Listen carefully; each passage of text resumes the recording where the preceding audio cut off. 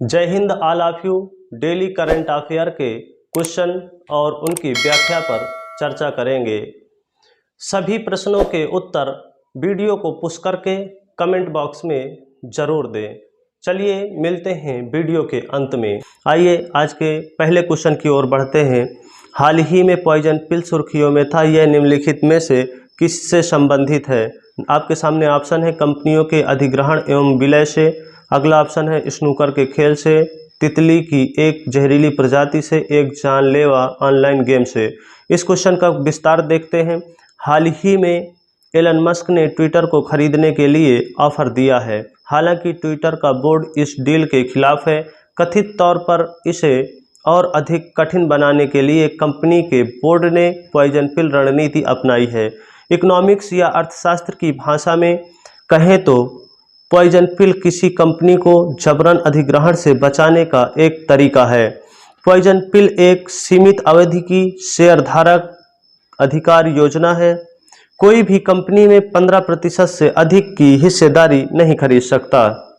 बढ़ते हैं अगली क्वेश्चन की ओर, लेकिन इस क्वेश्चन को हम लोग मैपिंग से समझेंगे, मैप के द्वारा समझेंगे। उससे भी पहले हम इस क्वेश्चन को देख लेते हैं। काला सागर के चारों ओर स्थित देशों के संबंध में निम्नलिखित में से घड़ी की सुइयों के दिशा के अनुरूप देशों की सही स्थिति कौन सी है? आपके सामने ऑप्शन रूस, जॉर्जिया, बुल्गारिया, रोमानिया, यूक्रेन एवं तुर्की। तुर्की, रूस, बुल्गारिया, रोमानिया, यूक्रेन एवं जॉर्जिया। यूक्रेन, रोमानिया, रूस, जॉर्जिया, बुल्गारिया एवं तुर्की। बुल्गारिया, रोमानिया, यूक्रेन, रूस, जॉर्जिया एवं तुर्की। आपका सही ऑप्शन है ऑप्शन नंबर डी।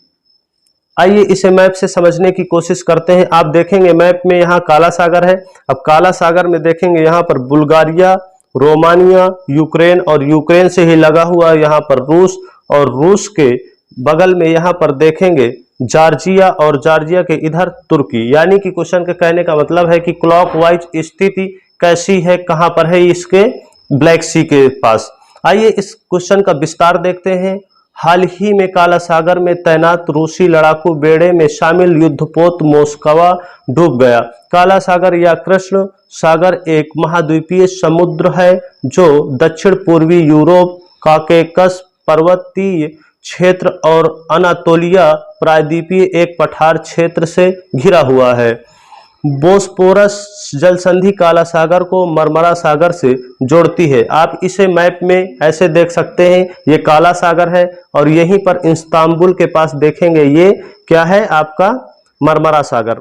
तो ये आप ये देखिए मैप में, इसे आप समझ सकते हैं ऐसे। ये जूम करेंगे अगर इसे, तो ये जलसंधि दोनों को काला सागर और मरमरा सागर को जोड़ती है बोस्पोरस जलसंधि। काला सागर से सबसे लंबी सीमा तुर्की के साथ साझा होती है। अगले क्वेश्चन की ओर बढ़ते हैं।